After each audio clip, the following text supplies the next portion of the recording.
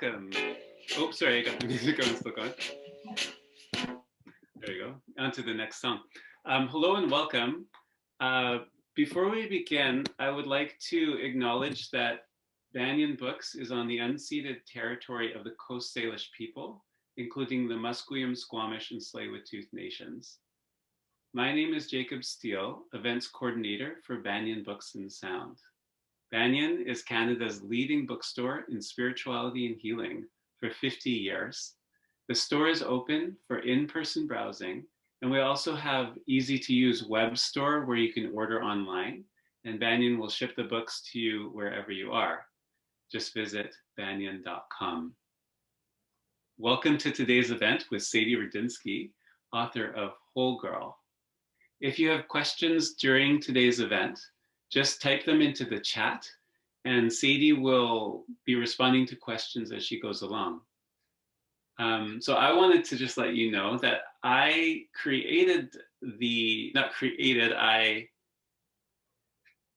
made the yogurt today from her recipe, and it's absolutely delicious. I never would have thought of the combination of things that went into it, and the whole family liked it. So yes, it's definitely worth trying. Sadie Radinsky is an 18-year-old Los Angeles-based blogger and recipe creator. For over 6 years, she's touched lives worldwide with her award-winning website, wholegirl.com, where she shares paleo treat recipes and advice for living an empowered life.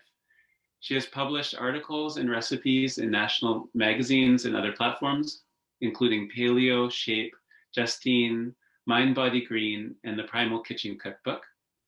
Jamila Jamil, one of my favorite activists and actresses from The Good Place, has described her as a true role model. Her new book, Whole Girl, is published by Sounds True, and it's stunning, full of inspirations, recipes, and great photographs. It's a great honor, and we're really excited to have you with us. Welcome, Sadie Radinsky. Thank you so much, Jacob. So honored to be here, and thank you for everyone who's joining us. So today I am so excited to be teaching you how to make one of my favorite recipes from the book. It's this probiotic coconut cashew yogurt. And it's so interesting because I decided I wanted to make this. It felt really right for Banyen. And then as I was thinking about what I wanted to talk about, in addition to the recipe, all this stuff kept coming up about following our gut and getting in touch with our gut.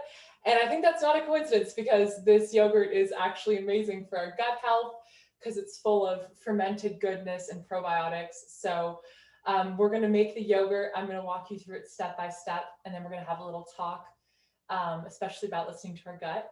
And we can also have a Q&A running the whole time. So if you have any questions about the recipe or about what I talk about, just pop them in the chat and I'll answer. So we'll get right into the recipe. It's in the chapter, Be Afraid of Whole Girl. And the base of this is roasted cashews in coconut milk. So it's sort of like if yogurt met nut butter. It's extremely rich and tangy and fluffy and creamy. I've got some right here, I'll show you. And it's actually really easy to make. We're just going to use 4 main ingredients. So everything is done in the blender. It's basically just blending up everything and then letting it ferment in the oven with the light on overnight. And that's how all of the stuff gets fermented and probiotic and tangy and delicious. So we actually don't need any dairy for this, which is kind of incredible. It's just, coconut milk and cashews as the base. So for the base, I'm just measuring out 2 3/4 cups of full fat coconut milk. And you really want full fat for this. I'm telling you, don't buy that light kind. It's not nearly as good. You want this like delicious cream that's in here. This is the fat. And that's what's going to make the yogurt taste so good. And it's also what makes the yogurt so good for you. In addition to having, a lot of probiotics, it also has a lot of fat. And, eating a bowl of this with some granola or nuts or whatever you want in the morning, that fat from the coconut milk and the cashews is going to fill you up for the day and make you feel like energetic and satisfied. So this yogurt not only tastes good, but also makes you feel good. So I'm going to add the 1 or 2 3/4 cups of coconut milk into here. It's a little bit splashy. And let's get a towel, shall we? And so that's basically our milk substitute for this is coconut milk. And then I'm going to add in the cashews, which makes it also extremely creamy and rich and just nutty and delicious. I'm doing 2 cups of cashews, and for this, you want to get roasted, unsalted. Most yogurt recipes use raw, but I tried that and I was like, roasted tastes better. It's got more oil and fat, and it just tastes so rich and delicious. So got those in there, and now we're going to add a little bit of maple syrup as sweetener. This is totally optional. If you don't do sugar very much, you can omit it, but the probiotics that we're putting in there actually feed on the sugar in the syrup. So that just helps it ferment quicker and just get like tangier and even better. So I highly recommend some maple syrup in there. And then the main part of this is the probiotic. This is wildly important if you want your yogurt to get fermented. You need to use a really high quality one. So this one's kind of expensive. You don't need to go that far. But just get like a nice high quality refrigerated probiotic from just like a health food store. They even have them on Amazon now. Crazy what, Amazon does for us these days. You can get this like overnight if you want. And I'm using a 50 billion culture one. So that's pretty high. I'm going to use 2 of these to equal 100 billion cultures. If it's a little bit less than that, don't stress. It will still ferment. This is just going to make it like super probiotic-y and therefore amazing for our gut. So I'm going to add in the probiotic, and you don't add in the capsule part. Make sure to like empty it out. We've got a couple questions in the chat. Let's see. Okay, so the cashews. There are no substitutes for the cashews. You need to put it in here. That's what gives the real body and texture and flavor to the yogurt. However, I do have a plain coconut milk yogurt recipe on my Instagram if you want to check that out. But this one from the book is specifically coconut cashew. And it's crazy. I actually started developing this recipe. I'm adding in some salt, by the way. I started developing this recipe when I was like 15 or something, and I worked on it for years to perfect it. And I'm not sharing this recipe publicly until now in the book. So it was very secretive for a long time. And I only divulged the recipe at this event I hosted at my house, this like free event where I just let anyone come to my house. Thank you to my parents for accommodating that. It was kind of insane, but I had people come here. It was called Yoga Meets Yogurt. And we did yoga and made yogurt and ate it. So this yogurt has always been a source of community and just something about fermenting something and then eating it and enjoying it. It's just kind of a cool unifying process. So I'm stoked to be sharing that with you right now. So things are about to get a little loud. You might want to turn down your volume, but we're going to blend this up. You do want a high-speed blender for this. So if you have like sort of an old blender that might not work very well, you could try the food processor in that case. But I've got my trusty Vitamix, and I'm going to use the little tamper wand thingy. That just helps it all blend up because it's a very thick mixture. So I'm going to start it on low. I apologize again.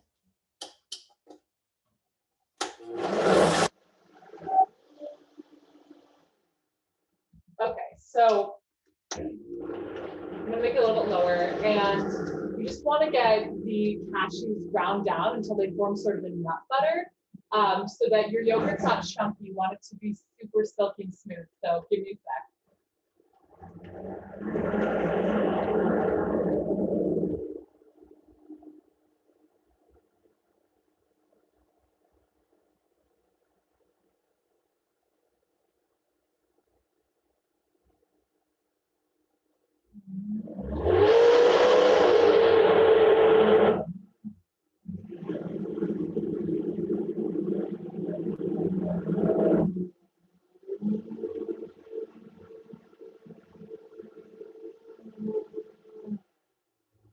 Okay, and that's it, y'all. It's that simple. So I would ordinarily probably blend this a little bit more, but I'm going to spare you the loudness. You basically just want to blend it until the cashews are completely broken down.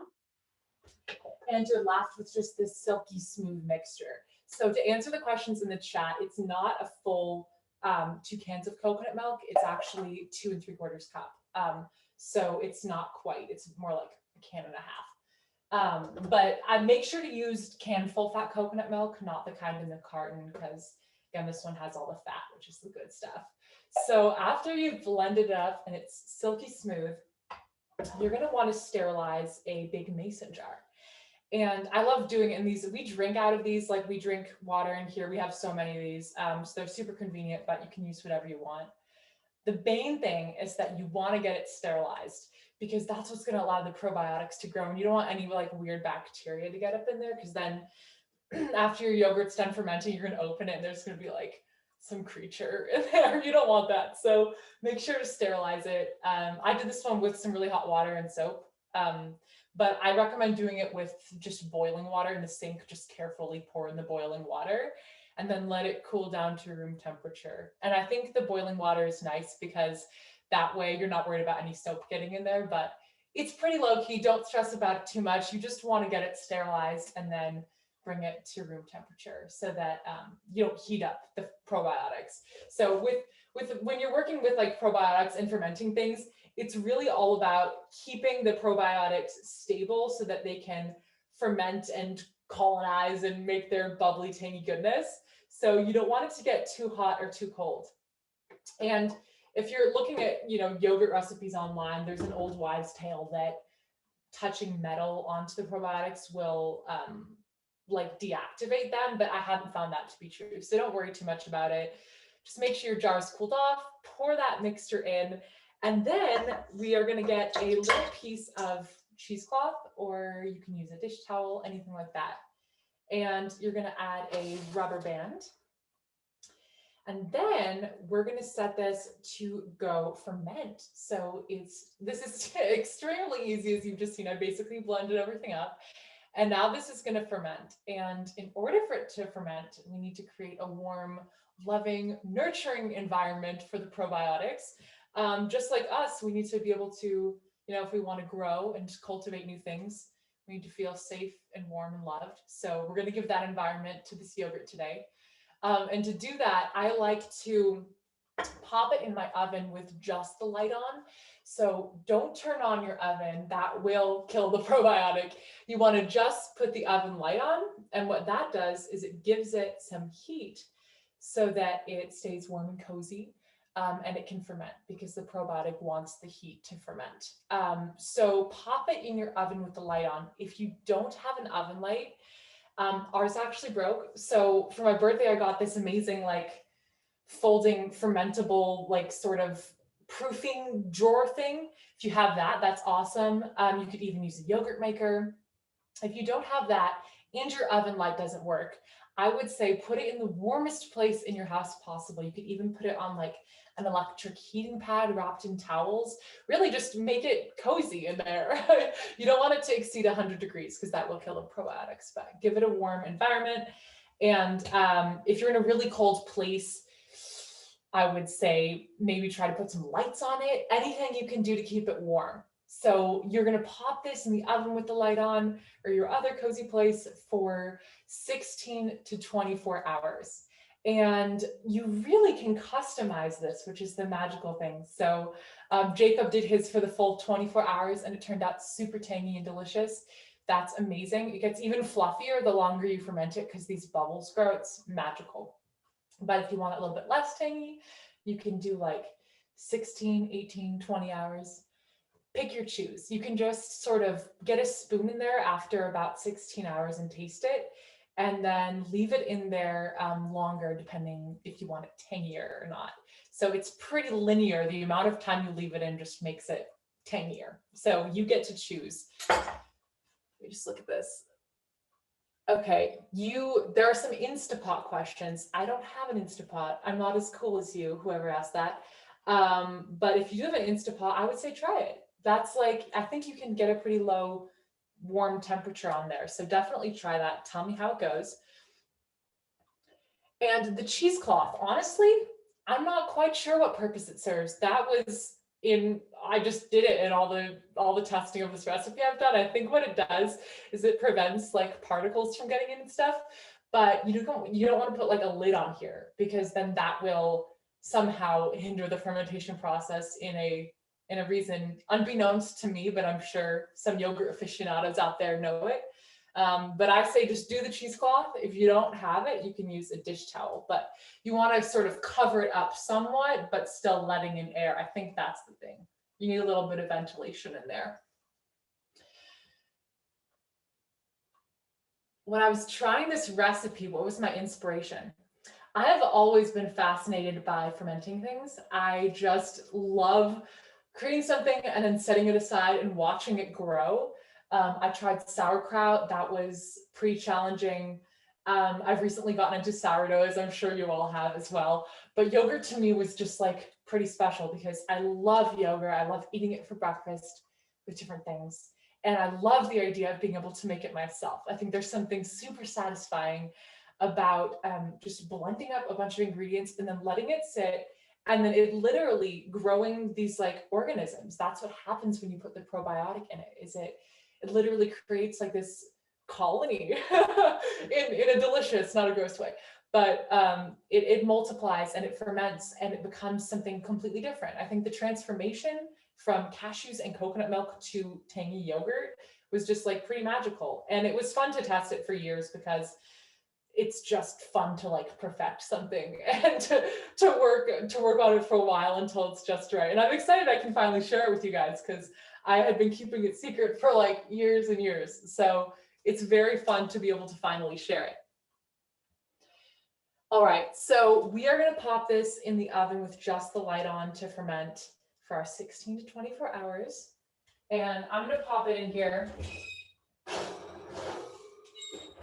And then that's literally it. It's that simple. After you take it out, though, you're going to want to let it refrigerate for a little while, because it's going to be sort of like warm and liquidy from being in the oven, and you want it to get thick and fluffy. So I've let this one refrigerate, and you can see the glamour shot. This one actually added a little bit of extra liquid to it, so it's a little bit softer than usual, but it's just like, it's so good, you guys. It's super tangy, super fluffy, and it's like richer than your average yogurt, which I really like. It's very like decadent and just like nourishing. So I hope you can try making this. I think you're gonna love it. Let me know if you guys have any more questions in the chat. Let's take a look.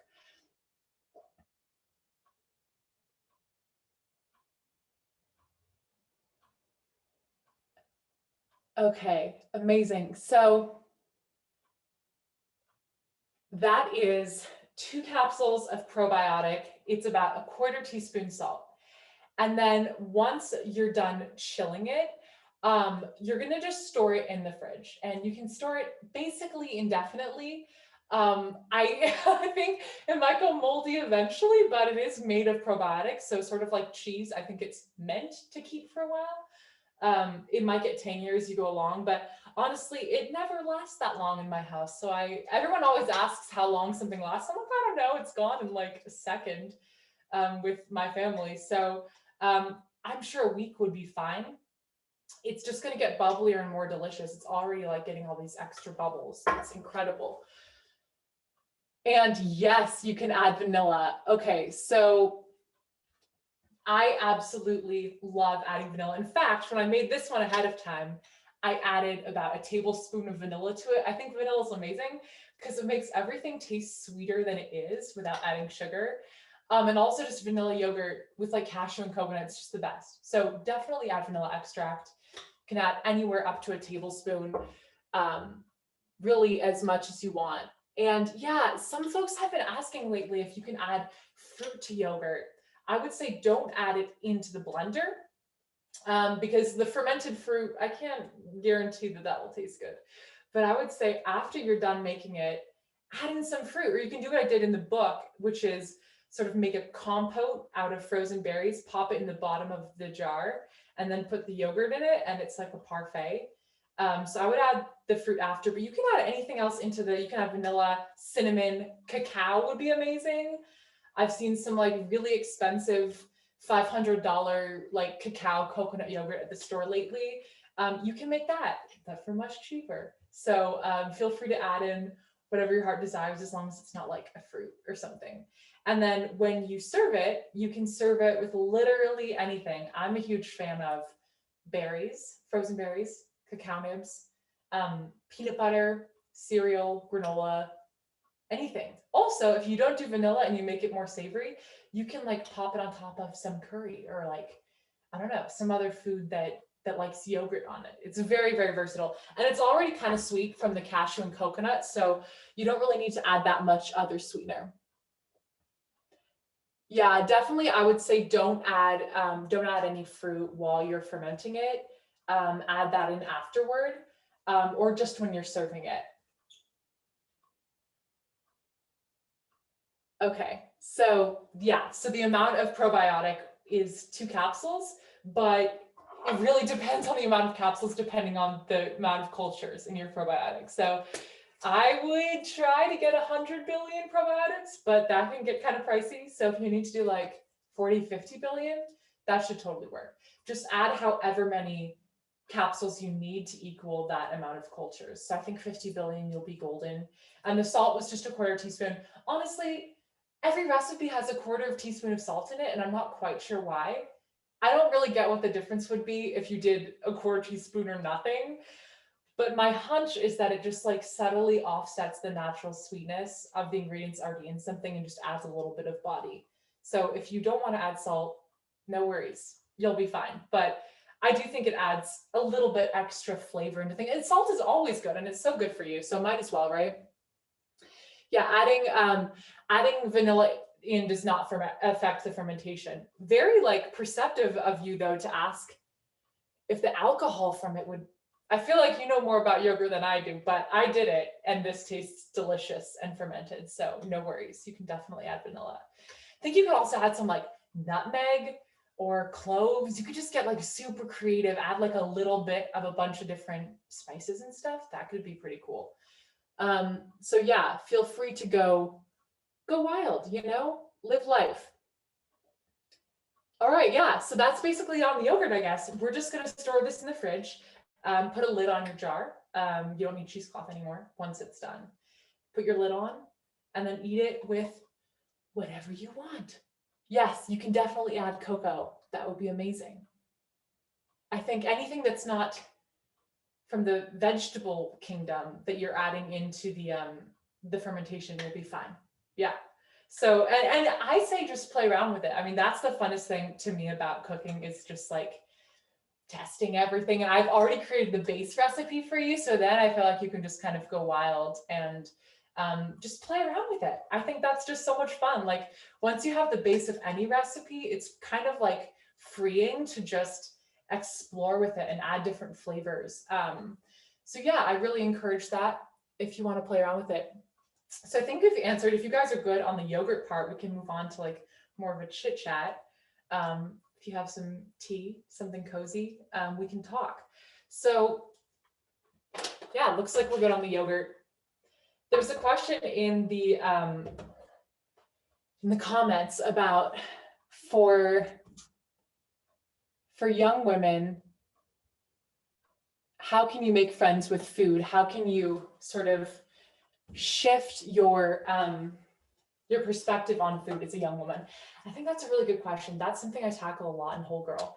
But I got into all of this through food, and once I'd sort of discovered the power of cooking for myself and cooking these gluten-free treats, it was sort of an epiphany, because the process of cooking was so much fun, and then feeding myself these treats I was making that were not only delicious but also made my body feel good was this incredible form of nourishment. And when I got into middle school and high school, I saw how like that, relationship with food of like this sort of symbiotic, very much like yogurt, by the way, relationship between giving something and then getting something back between food.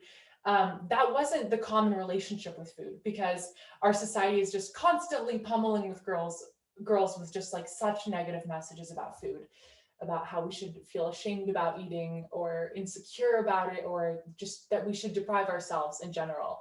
And I started like when I was in around 8th grade, thinking a lot about how we can all sort of create a friendlier relationship with food. And I think it's hard because we're constantly bombarded with these messages. It's insidious. Even I catch myself sometimes having these like negative thoughts about food, or about like, we're taught to just count calories and count our BMI, and like that's sort of what food is created as, is like an amount of calories on a plate. And that's so sad, because as we know, it's so much more than that. It's a form of connection and of joy. So I'd say if you're a young woman or someone of any age and want to start sort of shifting that perspective around food, my number one piece of advice is make yourself something. It doesn't have to be a big meal, it doesn't have to be dinner, it doesn't have to be your sustenance for the day. It can literally just be a little treat, for something that would make you really happy. That's why I'm so drawn to desserts as opposed to savory foods, is because desserts are not necessary, they're just for fun. It's like giving yourself a little gift, and the process of it is super meditative for me. And I think when I do stuff like fermenting foods and mixing them up and cooking things and baking things, it very much shifts my perspective on the food, because when you're working with raw ingredients and turning them into something, it's not about like counting the amount of whatever is on that plate, or like measuring its moral value. It's more about, what does this process give me? What am I learning from this experience? Does it make me present and more aware? Does it make me more aware of my feelings about where this food is coming from? So I think cooking ourselves just one thing, or baking, is a really great way to just subtly start shifting that perspective. And also, I think sourcing our ingredients and getting excited about what we're cooking is really impactful too. I think that, it's hard to do right now, but in general, I used to love going to farmers markets and just picking out seasonal produce and new ingredients I'd never heard of before, and then incorporating them into recipes. And I think that that's just such a lovely way to start getting to the source of our food. And then it's definitely not about the calories on a plate. It's about, what are the flavors and textures behind this? What's the history behind this ingredient? Where did it come from? If it's local to me, that's pretty cool. So I think that's another lovely way to sort of have a friendlier relationship with food.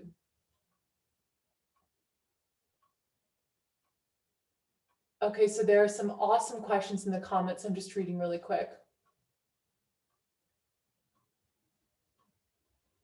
Okay, first of all, yes, this yogurt is vegan, dairy-free, egg-free, so you're good.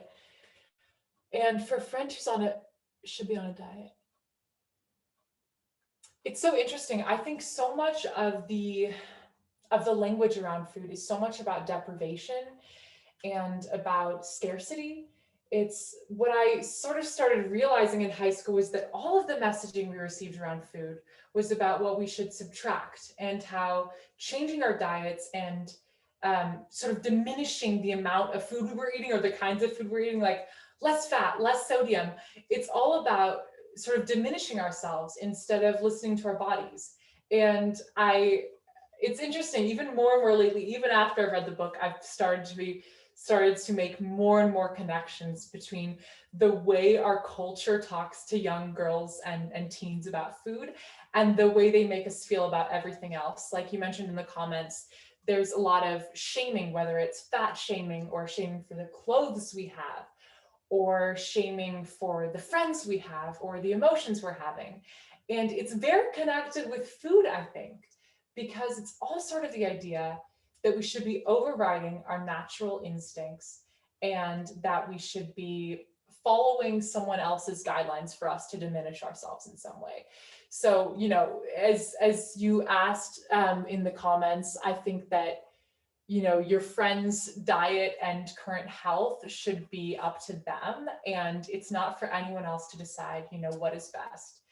And, I really enjoy making foods that make me feel good, that are high in fat and protein and low in sugar, and gluten-free, because I'm allergic to gluten, and that's what makes me feel good. But I think that food should never be about scarcity and what we're taking out of it, and shrinking ourselves in any way. So I try to, whenever I eat or make something, have the mindset of, what is this adding into my experience, into my well-being? And is this bringing joy into my life? It can also make you feel good. Like you can eat a kale salad because kale makes you feel good. But just it's sort of a daily and hourly check-in of like, what is my motivation for this? Is it to make me feel better? Is it to bring joy into my experience? Or is it to try to subtract from myself in some way? So I think that that's a lifelong process, and it's very hard because of the constant messaging we get on TV and in advertisements and in magazines, and it's on social media nowadays. It's crazy. So that's really an ongoing process, I think.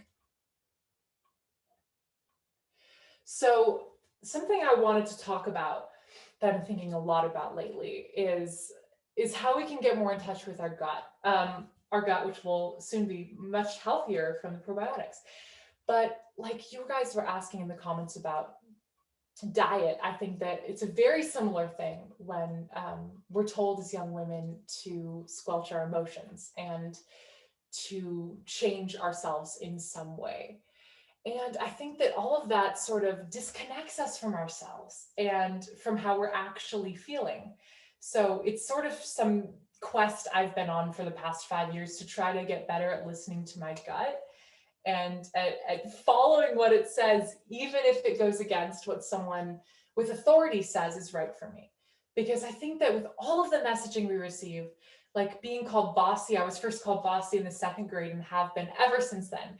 Whenever I'm called that, it makes me feel like I need to change myself in some way to fit in this exact box of how people want me to act. And whether it's that or being told that we are getting too mad or that we should stop crying and smile, whatever it is, I think these subtle messages are pretty pervasive and they can stick with us and make us feel like we should be changing ourselves in some way.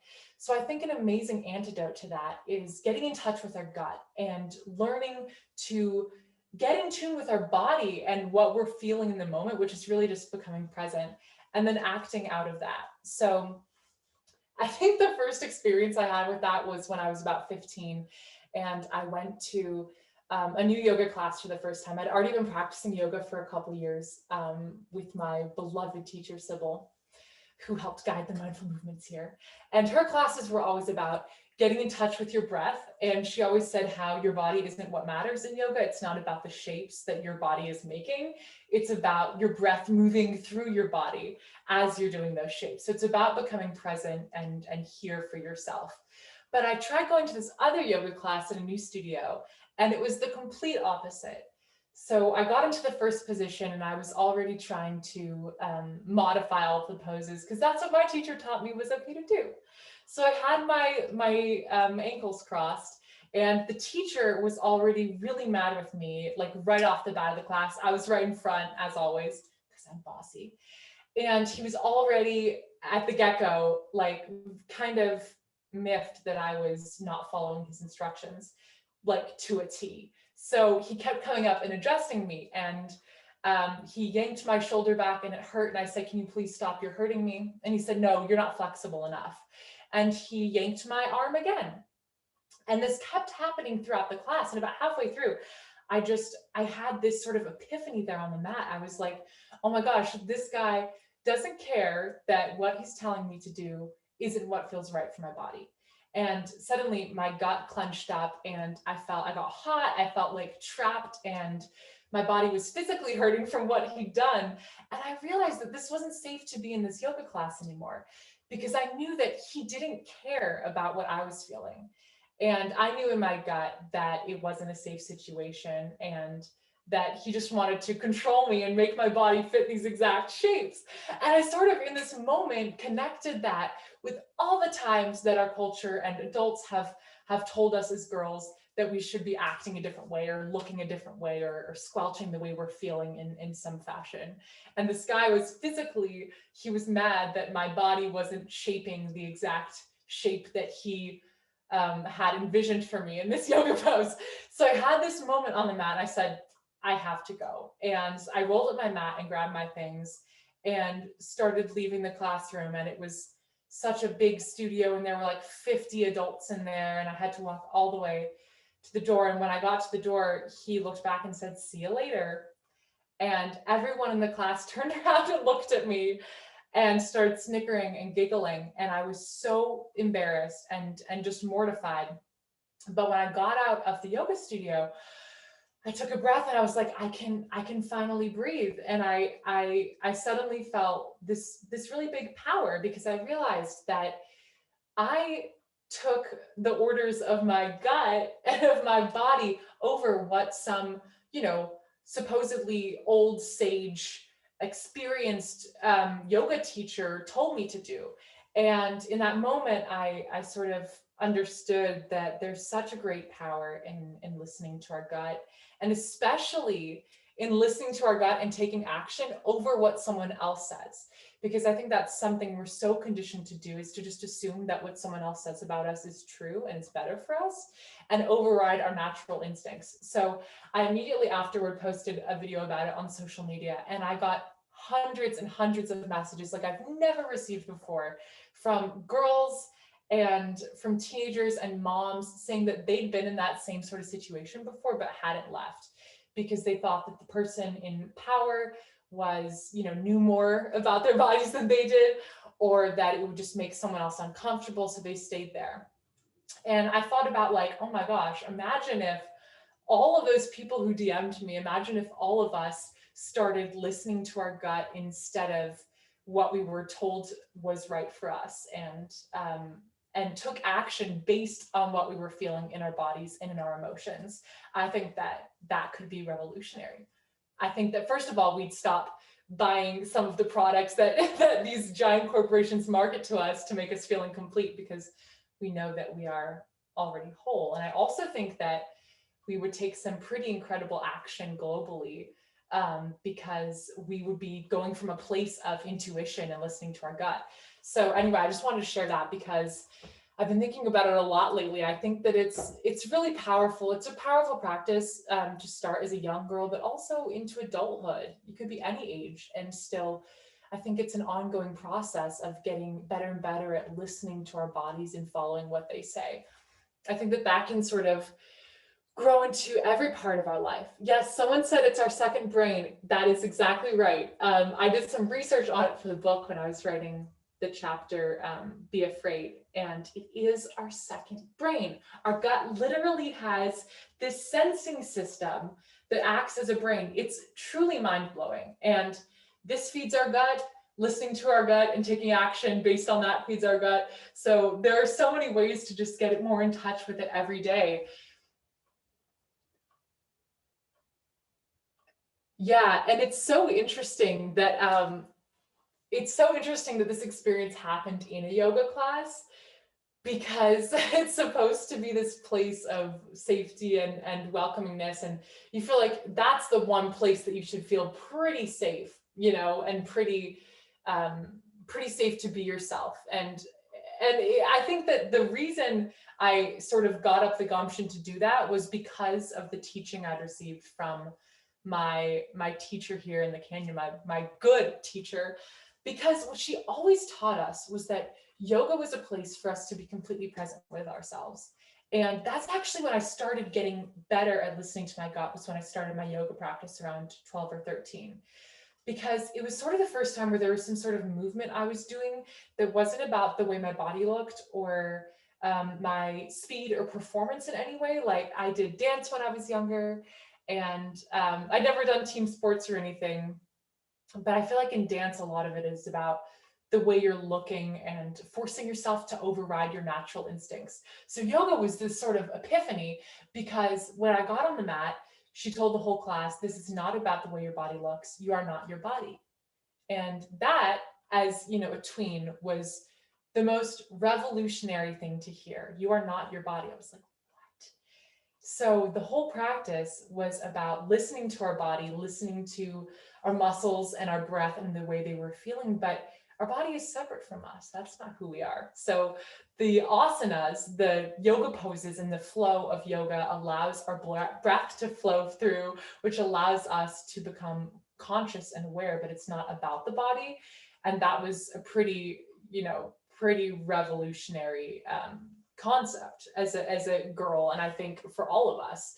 So, when we're trying to get in touch with our guts more and more, I think that doing a practice like yoga, or it might be running for you, or walking, or meditating, whatever it is, doing some practice that allows us to let everything else fall away and focus on the way our body is feeling, I think that's immensely powerful.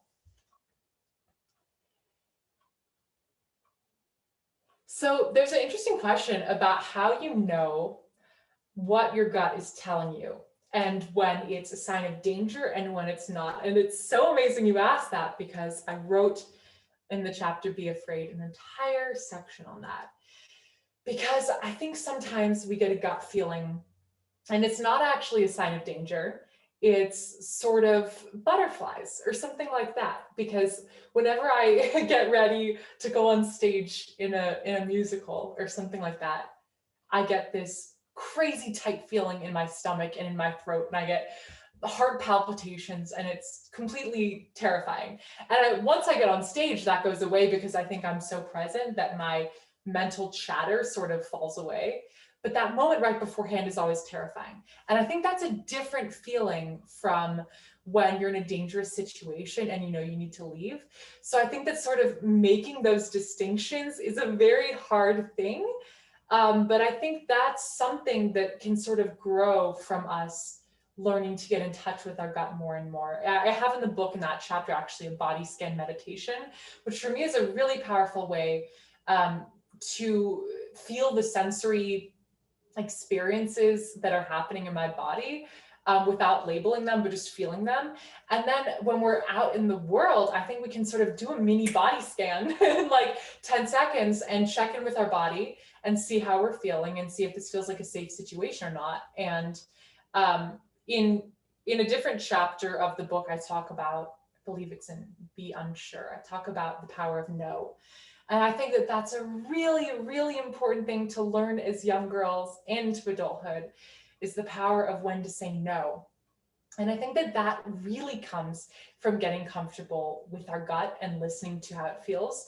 Because I tell in there a story of when I was 13, I was sitting alone at a cafe doing schoolwork for the first time, and some random stranger came up to me from the street and started sitting with me and asking me questions about myself. And in the moment, I was so caught off guard that I started answering these questions, and I, some way through the conversation, realized this is not a good situation. This is awkward. This is unsafe potentially. I need to leave. And I did leave. But afterwards, I kept beating myself up about it, because I was like, how did I not know sooner to leave? Why did I talk to this stranger? And I realized it was because I wasn't getting in touch with my gut. And I was so worried about pleasing some random creepy dude that I didn't listen to the way I was actually feeling.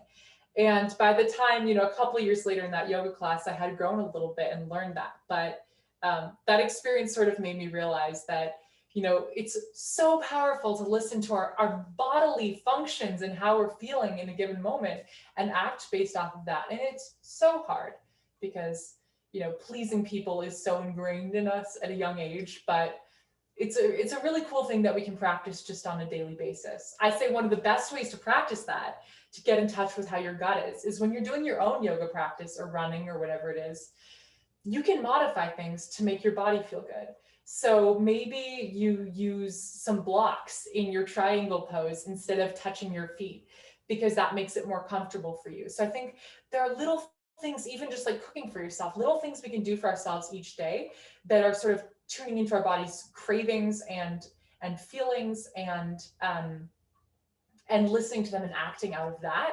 And then we can bring that experience and growth into us, into the rest of our lives with us.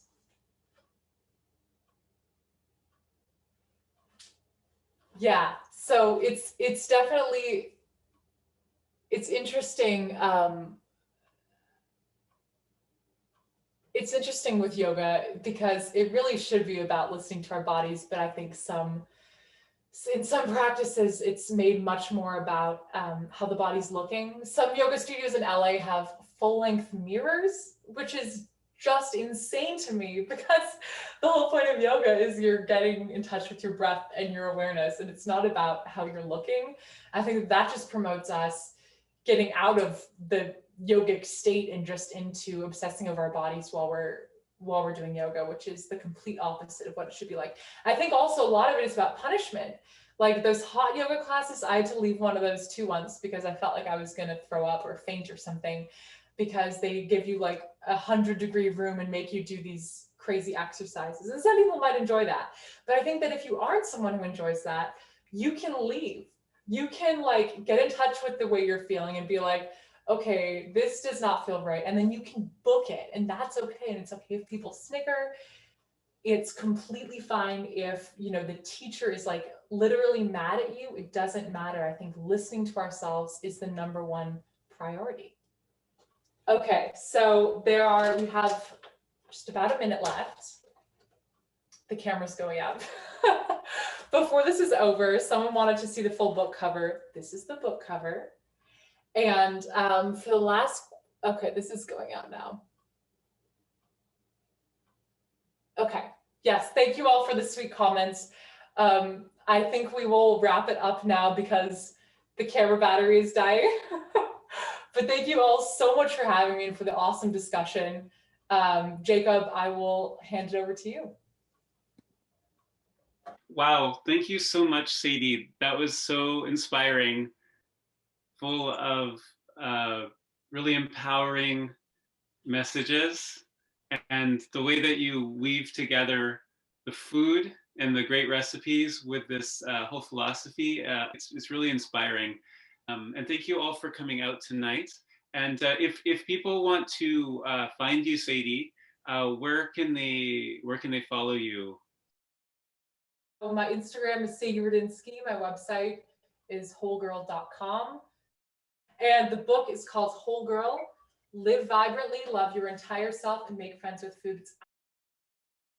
And you can get it at www.banyen.com. Thanks again, Sadie, and thanks to everybody. Thank you so much.